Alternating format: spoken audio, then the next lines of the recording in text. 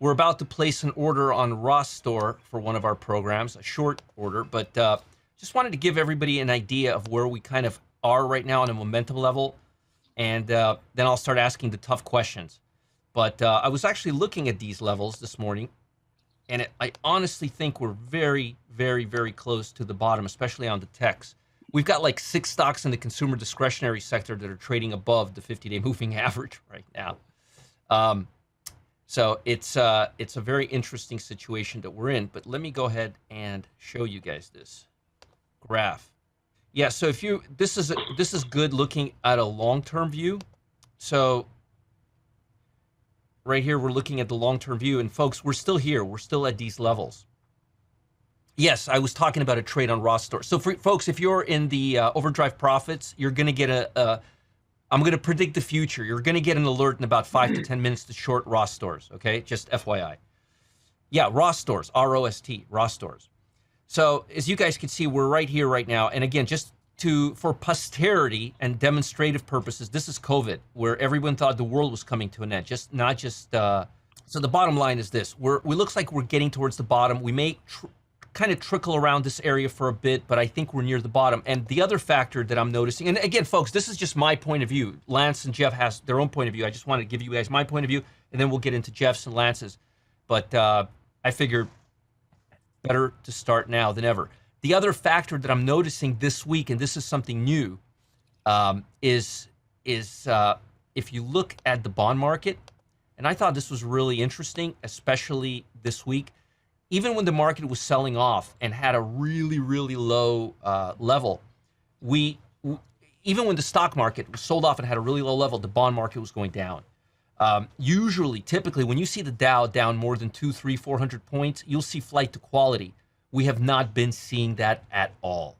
So that's a major, major issue, and that's something that is telling us that the rest of the world is not focused as much this week on the Ukraine, Russia, as they were last week. Not saying they're not focused on it. They're just less focused on it in terms of American investors taking money out of the stock market and putting it into the bond market.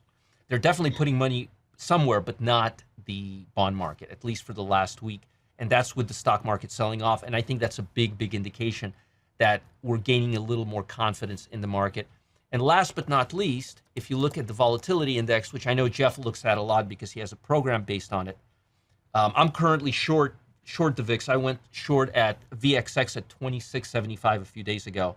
Looks like we're topping out as well. Also, we're seeing major divergence between the VIX and the RSI, which I think is significant as well. And we're also saw that type of divergence on the QQQ as well.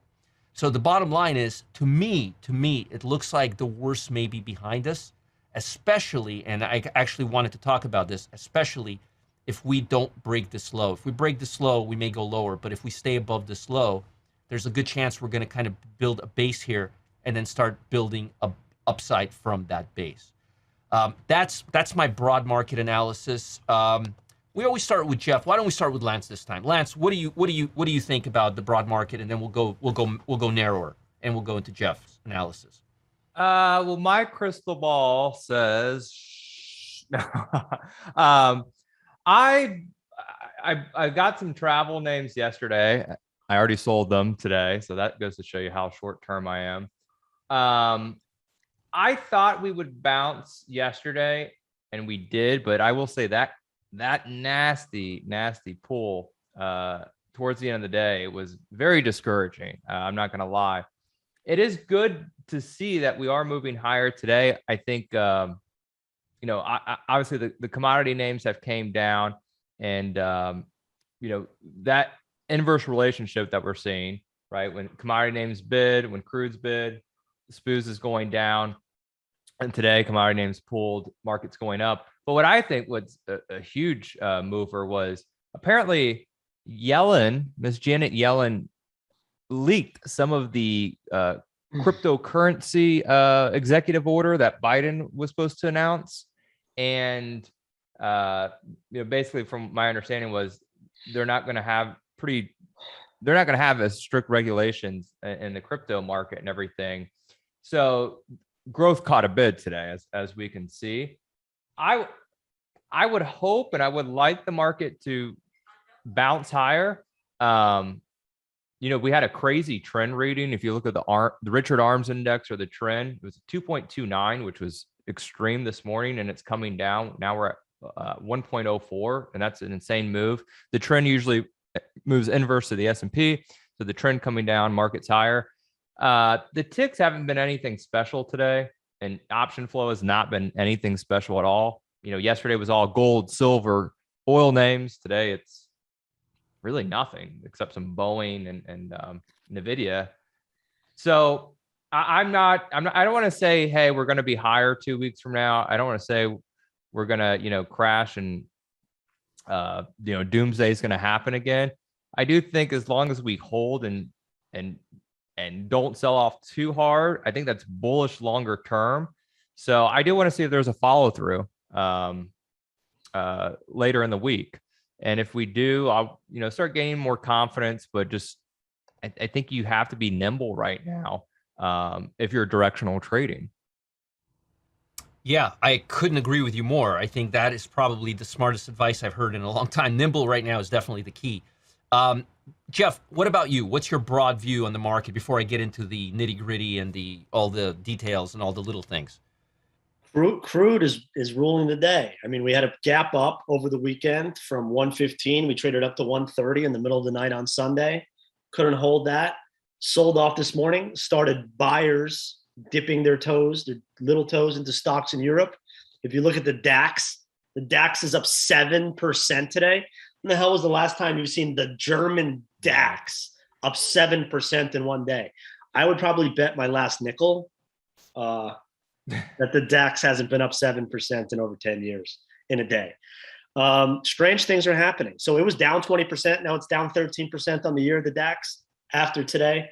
I think we're gonna hit this little air pocket of calmness where stocks will rally multiple days. I think volatility gets suppressed. I think oil, it's very important to watch where crude oil closes today.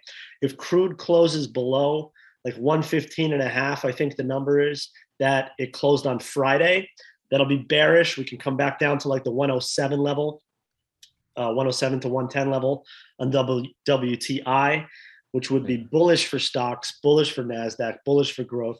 Oil's affecting everything more than interest rates right now, specifically growth companies, because that's the inflation thing. Tomorrow, we've got the CPI number, which is going to be a market mover. It's going to come in probably wicked hot, but if it doesn't, could be another thing to make the stocks go on. And my view is that we're going to have a few days of perhaps, until next week when the Fed raises interest rates, of bullish action, calmness.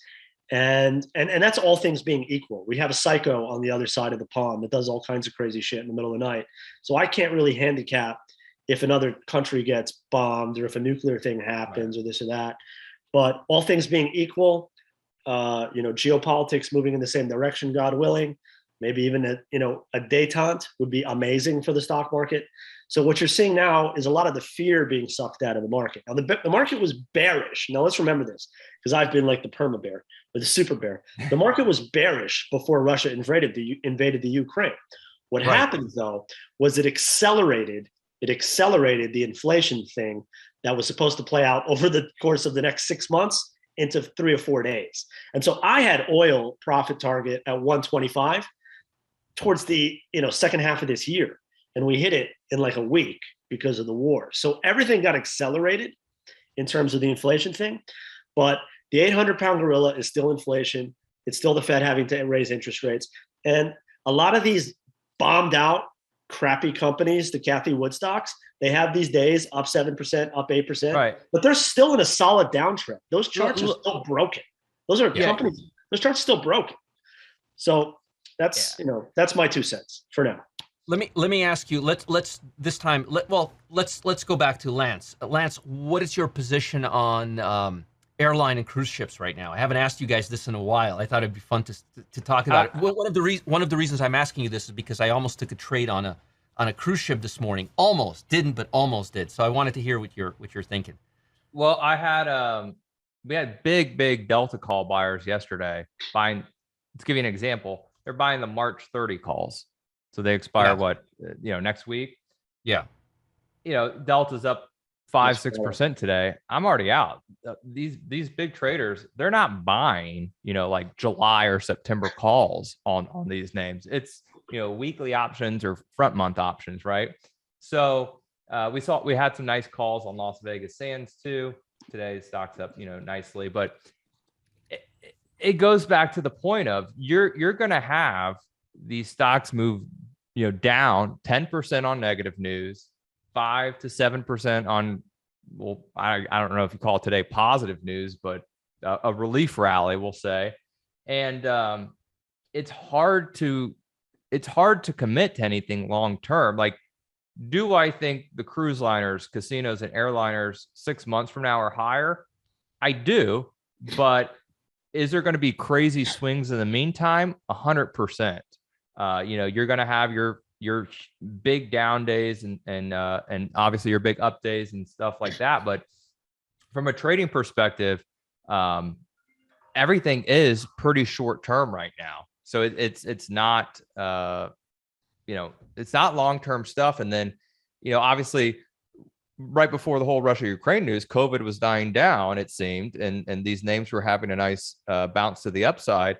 And then you just had a vicious sell-off and with Russia-Ukraine, and then the airline news, and it's just you have a big downturns in this market, and that's something to be aware of. You can't just go and say, hey, I like this stock because I think it's good for a long term, because just when you think kind of you're out the mud, it seems like there's some kind of news affecting, whether it be crude oil, whether it be travel names, whether it be tech names, whether it be the Cathie Wood stocks like we've seen really over the past couple of weeks. Very volatile.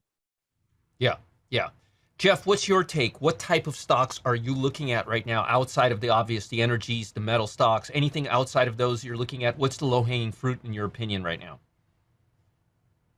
I don't think there are low-hanging fruit in the stock market right now. I think every trade is wrought with heavy risk, so you should size accordingly. I think the low-hanging fruit will be later, but it's not yet. I don't think we're sold. I think we're sold, but I don't think we're out of the woods. I think that the shocks of the economy, the shocks of gasoline on the average American, has to work its way through the economy a little bit more. And we're not there yet. I think that the NASDAQ is going to make new lows in 2022. I think the S&P 500 is going to make new lows in 2022. I don't think it's going to happen next week per se, but I think before the end of the year, I would put a 75 to 80% probability of that being the case. So I'm operating under the mode of we are in a bear market. We're going to have violent bear market rallies, which I think we're starting one today. And if you're looking for like an easy fix like we had with COVID, when these guys came out with a bazooka and flooded the earth with $7 trillion, I got bad news for you. They can't replicate that same activity again. So that's the problem. We can't manufacture returns via depreciating fiat currency and just printing the shit out of dollars. That game is over. So how do we get returns? Well, you get returns after prices are super bombed out, and we're just not there yet. We're just not. In some stocks you are, in certain sectors and stuff, but just longer term, I see more pain. Any specific industry where you think prices are near fair value right now? I think the banks are trading over. I think the banks are probably cheap. I know it's going to sound crazy, but gas stocks or oil companies are cheap compared to the price of crude. So I'm a little bit bearish on crude here. But I think if you're going to be like a longer term investor, these guys are going to make a lot of money over the course of the next couple of years. I mean, when you have Elon Musk tweeting, hey guys, we need to figure out more ways to pump gasoline. Like, this whole green energy, like Greta pie in the sky. Let's all just like hold hands and sing Kumbaya and like, set up the wind farms and everything's going to be cool. Well, yeah, maybe in 2050, but what are we going to do for the next 25 years? And so I think those guys are going to continue to print. I don't think oil ever goes down to $50 again a barrel. And that's my view. All right, Lance, any stocks or sectors specifically that you're targeting, looking at, looking to go long, looking to go short on? Give us your take. So I like right here, and I'm taking a stab at, and I'm hoping it's right. And I'm giving myself time. So for me, I'm buying April calls, and that April was like a decade away for me. I got long some semiconductors today. One was Western Digital. I know the chart is horrendous out there, but we had some big buying in the April 47.5 calls right at the money, which I like because a lot of the stuff is very short term or very out the money. I got long some AMD as well this morning. Hey, that's interesting. Yeah. I'm long. I got long AMD to I think yesterday, day before yesterday. There you go. So basically I like the chips for a move higher in the Qs. And if I'm wrong, I'm not going to commit a lot of money, even though I'm buying April calls, so I have time. Still buying relatively, the relatively cheap options. Hence why I'm not trading like Nvidia and stuff like that, just because the options are a little bit too pricey. Yeah. But I like them here, and they are beat down. I think they're one of the strongest sectors if the market starts moving to the upside there. So that's kind of my rationale. I wish, to be honest, I wish I held some Delta and some of the airliners, but I closed out this morning for a quick trade.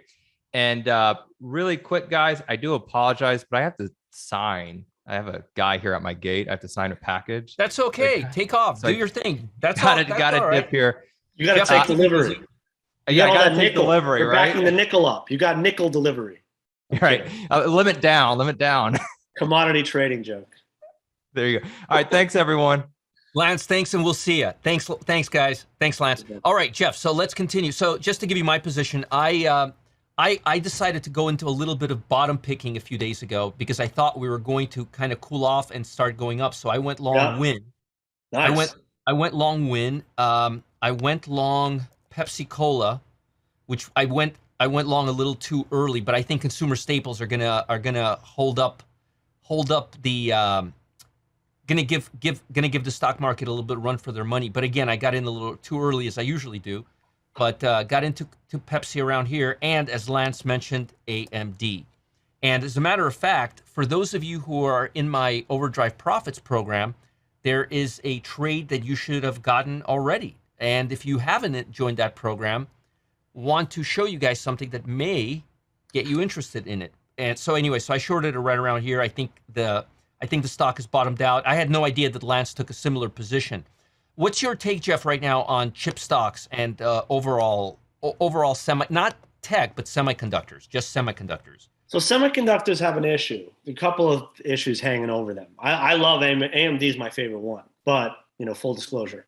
But the sector as a whole is a victim of this global international trade logistic nightmare that's occurring. So for instance, as a tit for tat yesterday, after Biden said, we are not going to take delivery on any Russian oil, Putin made a very cryptic statement saying they are going to not export certain things to certain countries. And he said, we'll tell you in 2 days. Well, 2 days is tomorrow.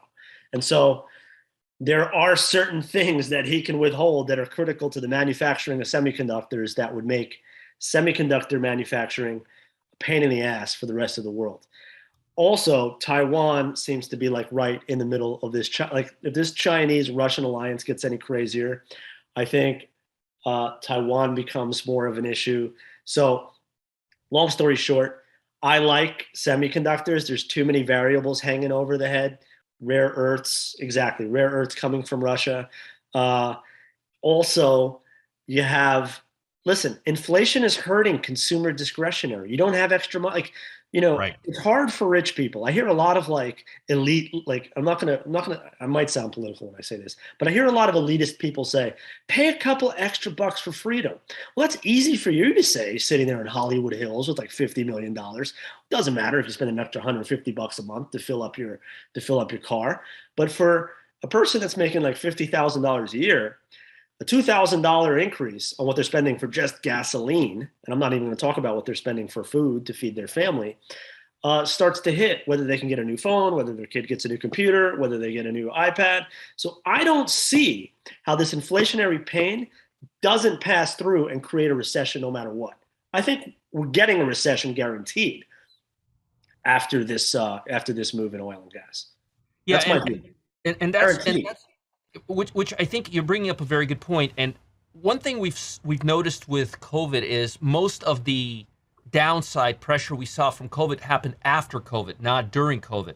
And I think we're going to see the same type of an environment. This war is not going to last forever. Russia just doesn't have the money, but the impact of this war is not going to help. The economic sanctions are going to last for a long time. So Right. The fear is coming out. That's why the VIX is a good thing to be short. The fear is coming out. But the shortage of gas is a very real situation. Like the shortage of everything is very real. So that doesn't get rectified just because peace breaks out either. No. So and that's exactly what I mean. There's going to be a lot of longer term ramifications beyond this war.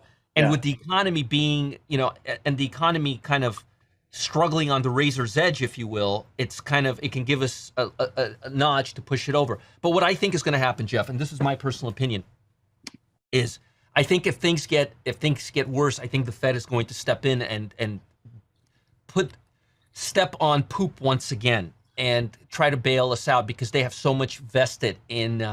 Without a doubt. But I mean, what bullets do they have to shoot? The only thing that they can do at this point is going to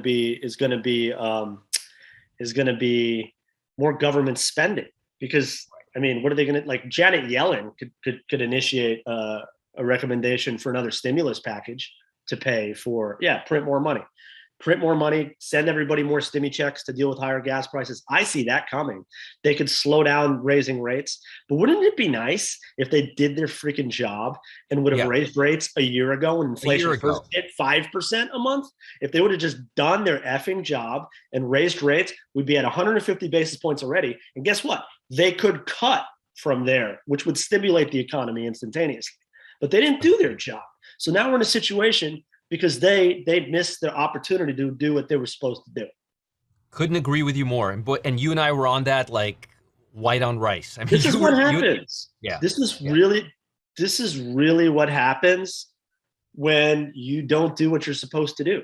They did not do their job. And I think they're going to continue not doing their job, which is going to, again, help us in the short term, but bite us in the butt in the long term. But the reality is the recession is unavoidable. The good news is that in my opinion, and this is where there's a silver lining, because everyone's like, oh, Jeff, you depressed me. But here's the silver lining.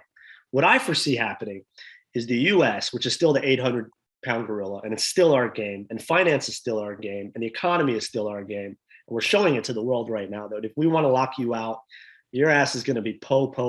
You're going to have nothing, because the dollar is still the king currency of the world. My point of view is that the pendulum will swing back. The United States will become much more self-sufficient. We're going to have to revisit a lot of these tenuous, precarious trade arrangements that we have with some of the not nicest entities in the world in terms of democracy, in terms of rule of law, and that the system will become robust after that. We're going to have a recession. You're going to be able to, like, for a long term, my point of view for like the next 10 years, my kid that's going to college in 2030, stocks are going to be much higher. You're going to have opportunity this year to buy unbelievable companies at great prices for the long, long run. But in the meantime, you better learn how to trade short term, like we're teaching. Right. Very, very true. Very, very, very good point of view, and I appreciate that. Jeff, I want to thank you for your time. But folks, before we let you go, I got something to tell you. Something important, something timely, and something that can actually help you make money. That's right. So before we say goodbye, I want to tell you about my favorite trading service that's been on a pretty hot streak. As you know, the market has been all over the place, and I mean all over the place, but we've been able to make nice juicy gains. 2 days, 21%, 5 days, 20%, 5 days, 56%, all large cap, normal stocks, no monkey business. A little monkey business, baby monkey business. There we go. A little monkey business. So let me show you how it works. It'll just take a few seconds. You can take notes if you like. We wait for a volume spike. We wait for a price to go up 5% in value, whether it was below or above the 50-day moving average. We want it to end up at the 50-day moving average. And then we wait for a pullback, all right, back to the 50-day moving average. What I found out over time was when I was trying to buy these breakouts is I kept getting stopped out at the 50-day moving average. So instead of waiting and buying a breakout, I would just wait for the 50-day moving average, because what funds are doing here is they're testing the volatility of the stock. They're testing the sensitivity of their buying to the race. They are actually not going to put all of their money in here. They're just going to test the waters then they're going to assimilate what they were able to achieve with this amount of buy. Then they're going to wait till the stock price goes down, and then they're going to slowly start accumulating. Once I figured that out, instead of buying here, I started buying near here. And that way you can reduce your risk, and you can also extrapolate how much gain you'll have on a stock based on your risk level.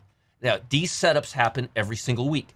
Most recently, I think our win rate has been close to 90% on our closed trades, 85, 80, 90. It's been crazy high. It's been actually higher, substantially higher since October 1st when I started making all the trades myself once again. Now, as some of you know, most of my option programs cost at least $997. But today, I want you guys to get in this type of market cycle. I'm doing something crazy. I'm going to give you overdrive profits for $7. We literally just issued a trade before I came into this room. It's on Ross Store, but I'm not going to tell you if it's long or short, and I'm not going to give you the option strike price unless you're in that program. And I'm not going to give you the entry and the exit either. It's not a joke. It's $7 a month. You get a few of my premium trades in there. There's a trade posted in there right now. This is a total no-brainer. If I was able to get my program 20 years ago for $7 a month, I would probably. You said $7? $7, Jeff. $7. I think we've had an 82.5%, 85% win rate on our closed trades for the last. I'll pay you 20. I'll pay you triple that. I'll pay you 21 just for the Ross pick. I love that stock. I have a feeling which way you're leaning, but your timing on that play and that one is very good. Thank you. Thank you. So again, folks, rogerscott.com. There should be a link in the chat box. Take advantage. You get trade alerts. Now, I tell people there's 1 and 2 a month, but I'm going to get in trouble for saying that. I've been sending a lot of bonuses. Matter of fact, my VIX trade that I gave as a bonus that you could still get in on is in here. Because I feel so bad for all the traders because of what they're going through, I've been giving all my premium bonus trades in here as well, and they've been profitable. That's awesome. So you got my VIX trade, you got my Dow trades, all the ETFs trades. I've been doing it. You'll get email alerts, you'll get text alerts. I finally got set up on the Telegram yesterday as well. So there's no excuses now. Members portal, trade tracker. It's going to be a program that treats you like you're a premium subscriber in one of my premium high-end programs. But we decided to do it on the cheap. So it's $7 a month. You're going to get my video library complete with all of my videos. There's 12 hours worth of content. And this is real content, not some cockapoo stuff. This is real meat and potato stuff. You'll get videos on my favorite trading strategies. You'll get our U.S. hotline, which is based in Orlando and Jacksonville. And again, click the link below. There's not much to think about here. And to make it even better, I've got a special bonus for everyone here at the roundtable. There's a new trade posted right now. Everyone who joins Overdrive Profits right now is also going to receive my stock fetcher code. Now, this is really good code. Jeff and me, you look at my code, right? My scans, Jeff, sometimes. Yeah, I get it every morning. Your guy sends it to me. Yeah. So awesome. This is really, it's really valuable stuff. I get all my trades. I scan the market every day. I get all my goodies this way. You'll get the code. You'll get the stock fetcher code. You won't miss an alert, and you'll be able to trade for them on your own as well. Again, this is a no-brainer, and I'm giving you guys a money-back guarantee. So, so go ahead and click the link. The link is right here. It's here. Let me just post it here for you guys. There you go. It's right here. Or you can even go here. Yeah, there it is. You could just go here, cut and paste it, and it should work. It's 7 months every month. There's no monkey business here. I'm not gonna like do some kind of a weird stuff. It's $7. All right, $7 and money back guarantee. This is not, folks. If you think I'm gonna make money off of you on this, I'm not. I really just want you to get you in the door so you get a good way to stop losing money in this market. And I know people who are in my program are absolutely loving this program. John says, you're great. Keep up the good work. Love your alpha.